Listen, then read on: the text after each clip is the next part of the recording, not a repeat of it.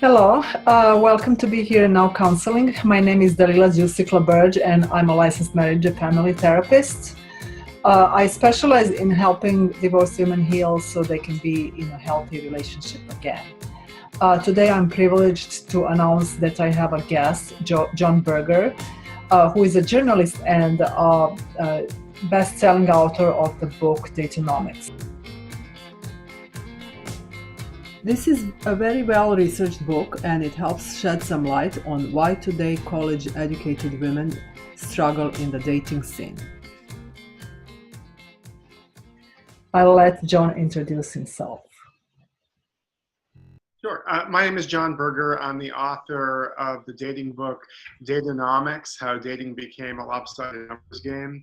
Although my background is a little bit unconventional for a dating book author. In my real life, I'm a magazine writer for Fortune magazine, and I typically write about much more boring stuff like the stock market or oil and gas, things like that. And if you want, we can talk about how somebody who writes for Fortune magazine ended up doing a dating book. Well, that's exactly what I was wondering about. And I noticed that the book is so well researched. I kind of want to commend you for this. I come from a research background in psychology, and I can see that you've done a lot of, good work in that. But what led you to write this book? And I see you're very passionate about this topic. Would you tell me a little bit more about this? I mean, the origin of it is fairly personal. I mean, I just had all these friends, mostly from work, some from college, women who kind of had everything going for them dating-wise, but dating seemed to be a big struggle. I mean, at Fortune, the editorial staff was majority women. I think it's safe to say that the women of Fortune magazine had more going for them dating-wise. They're probably better looking, better company at cocktail parties, etc. And yet, all the men seemed to be either married like myself or involved in long-term relationships, whereas the women were single. And they weren't just single. They all had these like dating stories and dating histories that like made no sense. They would have boyfriends who cheated on them unrepentantly. Others would tell me stories about guys who they thought they had a real connection with who would never call back after a second or third date. And a few of my friends claimed to never get asked out on dates at all. And I think the breaking point, the point where I realized there was something going on here, was a lunch I had with my friend Karen. And Karen's a friend from college, and I sometimes describe her, even to her face, as the most attractive person of either gender I'm friends with. And we were talking, we were having lunch, and I told her about the book. I had just begun work on it. And she told me she hadn't been asked out on a date in 6 months. Wow. And if you saw her, I mean, she's like, she's an attention-grabbing, blonde. She's also, brilliant and kind and funny, and the idea that nobody would be asking her out just seemed bizarre. And I guess the goal of the book was to figure out why it is that dating is so much harder for women, particularly college-educated women, than it is for men. Okay, that was fascinating to actually read everything about, and I feel it can be kind of almost devastating to women. And I kind of focus on work in helping women beat that, and not in a sense of some kind of game, but rather from kind of place of authenticity and knowing who you are and what you want and what kind of man are you looking for. So what's your advice based on these devastating statistics to women in general, whether it's behavioral? And I know you said like, oh, you can't just move from New York to Silicon Valley. Before I answer, let me just set the stage a little bit. So for the past 15 years in the US, we've had 4 women graduate from college for every 3 men. And as a result, after graduation, we market that has 34% more educated women than educated men. And obviously this wouldn't matter so much if we were all more open-minded about whom we date, eventually marry. But the reality is that most are not particularly open-minded. College-educated people are increasingly unlikely to be willing to date and marry people who did not go to college. So as a result, we now have two very different dating markets, so to speak, in the US. And this is not just a US phenomenon. This exists in every Western country. But we now have an educated or white-collar dating pool that has more women than men. And then we have a blue-collar dating pool that has many more men than women. So, I mean, I have lots of advice that I could give. But the biggest piece of advice I would have for women, who I'm guessing are your patients, your customer base, your viewers here, is to basically open your mind to consider dating blue-collar guys. Because the reality is, as difficult as it is for you in the white-collar dating market, it's that difficult for them in the blue-collar dating market. We just never hear about the dating woes of blue-collar guys because those guys do not write screenplays or novels or magazine articles about their dating woes. But trust me, it's very real. And I guess my final thought here, and we can talk about this more, is that I do not believe that a university degree makes you a better wife or a better husband. Mm. It's a great point, and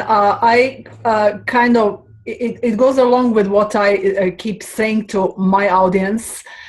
In other words, who are you right for, and who is right for you? It doesn't just reflect demographics. You can have a guy that's from Wall Street, but that you really don't hit off emotionally, and he's not in tune with you and your needs, and So I usually suggest women go out on dates, meet people, and just enjoy the process of dating. Evolutionary psychology explains mating behaviors based on some research in animal and human behaviors. Can you elaborate a bit on this and how this affects men and women in today's dating scene? Sure, but let me preface it by saying that I'm not going to. The research that I'm about to share doesn't excuse the bad behavior of people. All I'm doing is using it to explain why some people behave the way they do. But there's all sorts of bad behavior that you could argue kind of is hardwired into our brains. That doesn't mean it's okay. So let me just, I'm going to throw that out there before the question. But as it turns out, a lot of the research on human sex ratios and on how sex ratios affect human behavior is an outgrowth of animal science. And academics, scholars, scientists have been studying animal sex ratios since the days of Charles Darwin. And some of the more recent studies that look at sex ratios and how it affects mating, what the researchers will do is they'll take a nominally monogamous species, be it birds or voles or fish, and basically mess around with the sex ratios in a controlled population and see how it affects animal behavior. And I reference a couple of these studies in Date-onomics. One of them involves a species of fish known as pond cichlids. Or cichlids, I think. And what the researchers do is they take a controlled population of these fish, and these fish are monogamous during mating season.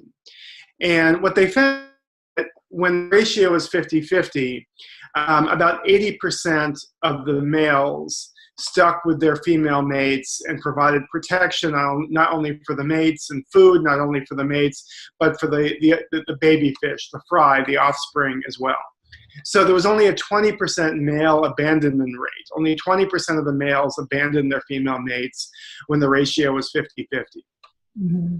And then in this study, they changed, they messed around with the sex ratio and took it from 50-50 to 60% male and 40% female.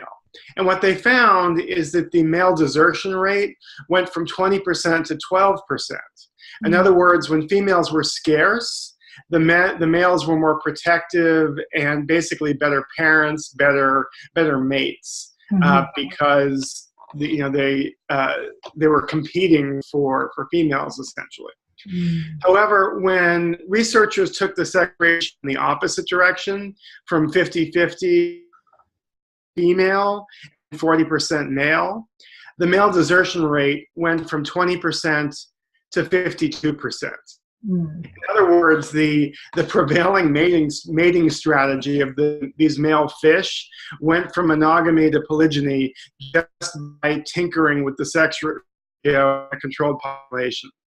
And the analysis, the conclusion of the researchers who did this study is that when they point out that the goal of basically any male of any species, at least when it comes to mating, is to pass along their genetics to the next generation. And the best way to do that when ratios are 50-50 or when females are scarce is to stick with one female mate. However, when females are plentiful, the best way to pass along your genetics to the next generation is to mate with as many females as possible. So the conclusion of these researchers is that that when the behavior patterns change on the prevailing sex ratios, this is essentially an evolutionary adaptation. And if you want to apply this to humans, you could argue that the behavior of men when supply, and there's an opposite version of this for women, when men are in oversupply, that a lot of these behavioral patterns are kind of hardwired into our brains, that they're evolutionary adaptations. So based on this, you talked a little bit somewhere in your book about kind of scarcity, creating this scarcity. I mean, if you're a woman in your 30s and you put a high priority on marriage and you want to have kids, and I realize that's not everyone, but if that's you, I'm a big believer in marriage ultimatums, because what ultimatums do is they create artificial and otherwise abundant marketplace. Basically, they make us want more we feel lose. And from a guy's perspective, I mean, when I was a younger man, my dad used to give me this generic advice specific to dating, but he used to tell me, never make a decision before you have to. And I actually think that's good advice when it comes to life and business and lots of things. But if you're a man, and you apply that logic to dating, why would, if you're living with a woman and everything is hunky-dory, why would you make a lifelong commitment to one woman when, if you know the math, or at least you feel the math, the dating market is going to get better for you every year and worse for her every year? I mean, so there's nothing forcing you to make a decision at that moment, unless she forces you to make a decision. And I know, lots of women who I've talked to about this feel, well, it's not romantic. They want the guy to come around on his own, etc. But I take a very unromantic view of this stuff sometimes, and I don't believe it's in a woman's interest, particularly a woman in her 30s who is aware of how fertility becomes more and more challenging with age. I don't think waiting 3, 4, or 5 years for that guy to come around is a good strategy. I agree. I just wouldn't call it necessarily ultimatum. I would just say, you know what, honey, I love you. I would love it to be you, but if you don't seem to be the one who wants to commit, I'll have to look elsewhere, and I would just kind of leave it at that, and then let's see how important you are to him. Yeah, you want to compete with other men. We're talking about the same thing. I fully support women proposing to men, and in fact, there was a study out of the UK which found men who were proposed to by their girlfriends were just as likely to say yes as women who were proposed to by their boyfriends. So I don't believe that women have to wait around and wait for the guy to propose. And actually the advantage of a woman proposing to the guy, if he says yes, you can pick out the ring on your own, and you don't have to worry. You don't have to worry about your boyfriend being sold some crappy pear-shaped ring from your local jeweler when you want the brown brilliant or something. Oh, that's funny. Brilliant, great, brilliant, for the lack of better word. So, okay, I would like to ask you now a little bit about different geographic regions where it's more favorable for women. If you can briefly just kind of, in the US at least. So, yeah, so nationally, nationally, there's about 1/3 for college and then college grad men, at least among people 35 and under. But as your question implies, this is not uniform. This is not everywhere. There is variation from city to city and state to state. And in general, as you head from the East Coast to the West Coast, it becomes more favorable. At least the ratio of college grad women to college grad men, it becomes less imbalanced as you go from east to west. And far and away, the best dating market in the country for educated women who want to find educated men is Silicon Valley, which probably I would, a pretty good proxy for Silicon Valley is Santa Clara County, California, which is where San Jose is, which is where Cupertino and Sunnyvale and all those other kind of tech mecca towns and cities are. And the explanation is pretty obvious. All those tech companies out there attract disproportionate numbers of programmers and engineers, and those are professions that that tend to be dominated by men. And you can really see how this plays out, because if you look at the marriage and divorce data for Santa Clara County, which is where San Jose is, rate for educated women is off the charts high, and the divorce rate is through low, which tells me that the scarcity of women out there basically is forcing men to be better husbands, more monogamous. Obviously, not everybody can or wants to move to cities like San Jose or San Diego or San Francisco or Seattle that have better gender ratios. It's basically more realistic for young women who are just starting out, who are just graduating from college, and maybe aren't tied to a particular region. My best advice, as we talked about earlier, is to expand your dating market, include blue-collar men, because those guys, I think, are more likely to be monogamous and behave well because they've been in a climate, in a dating market in which women are scarce. And any specific advice other than what you already said for women over 40? Statistics are even gloomier for them. Yeah, the women over 40 thing is interesting, because if you look at this strictly by the numbers, in the last year, the more men than women graduated from college in the U.S. was 1982, and it's been and since then it's become increasingly college graduation rates have been increasingly dominated by women. But for people who are age 40 to 50, the gender ratios among college grads are more balanced. However, as you know from your clients, your patients, really, really hard for women in their 40s. And the gender ratios don't seem to help. The fact that it's less lopsided among people in their 40s than people in their 20s is that because men seek younger women. Yeah. So, I don't actually think it's entirely driven by looks. The oversupply, so to speak, of, if you're a single guy who's age 40, there are a lot of single women in their late 20s, and I think those guys date women in their 20s or early 30s because that's who they're meeting, and that's where the supply is. I also believe, and you can tell me I'm wrong, but I also believe that a lot of younger women perceive those 40-year-old men to be more commitment-minded than their peers who are in their mid-20s. Okay. So I think it's a two-way street. I think a lot of the younger women find those older guys to be appealing because 20s are just fooling around and have no interest in relationships. Do you agree? I'm just curious.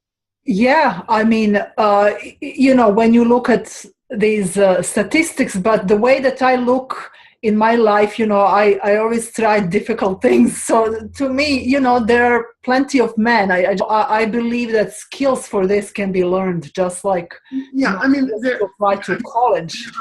Obviously, not everything situation is based on my statistics. I mean, there are strategies involved. When I do dating events, one of my bits of advice, or one of my lines, so to speak, that people seem to like, is that guys like women who like them. So I'm always encouraging women to be assertive and sit back and wait for guys to make the first move.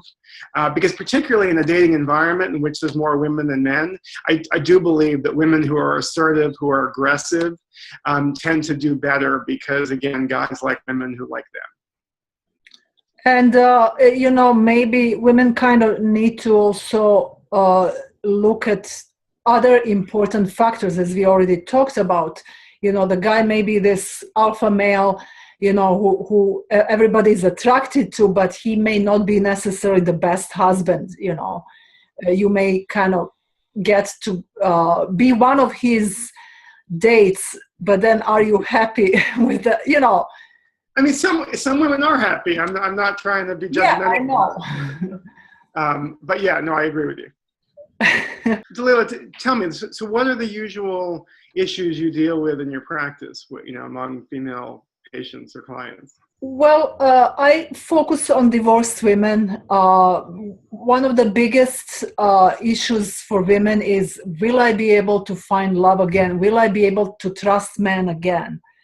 And it's a healing process. And, it goes from healing from family of origin, attachment issues, to, being in a marriage that maybe wasn't the best. And I do somatic work, sensory motor psychotherapy, which helps them kind of drop into their body and be more intuitive and know what's right and what's wrong for them, kind of be more in a present moment, utilizing mindfulness, and in such a way healing those old wounds, relational wounds and emotional. So yeah, I mean, I guess if I had one other thought, and this is something I mentioned earlier, is that when you talk about women finding love again, I mean, the way our whole society, in terms of dating and love and marriage, that women don't find love. Women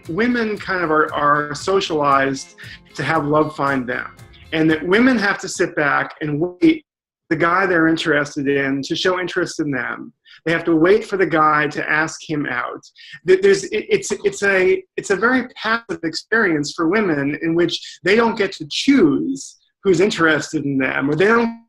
I mean, in the large scheme of things, the action is all driven by men, and I strongly encourage women to be assertive, be aggressive. If there's a guy you want to ask him out, the world is not going to end.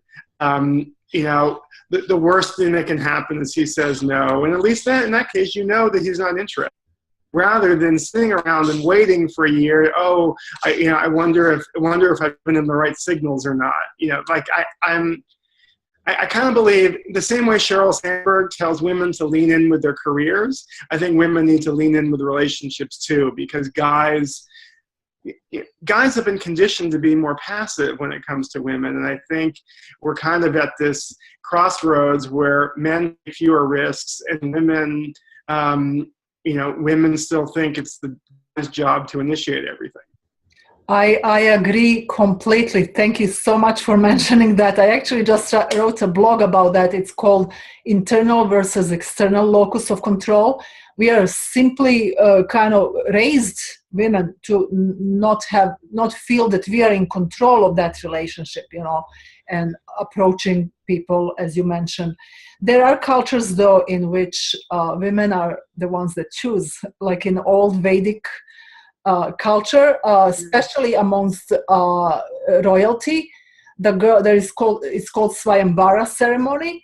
So she can actually choose. There's a bunch of guys standing there who want, to fight or do some special kind of task to get her hand, and she's the one who makes choices. That's what comes to my mind right now. But yeah, I think we kind of have to move in that direction, because guys are just are more passive and take when it comes to women, and there's a whole bunch of reasons for that. Some of that is demographics, what we've been talking about.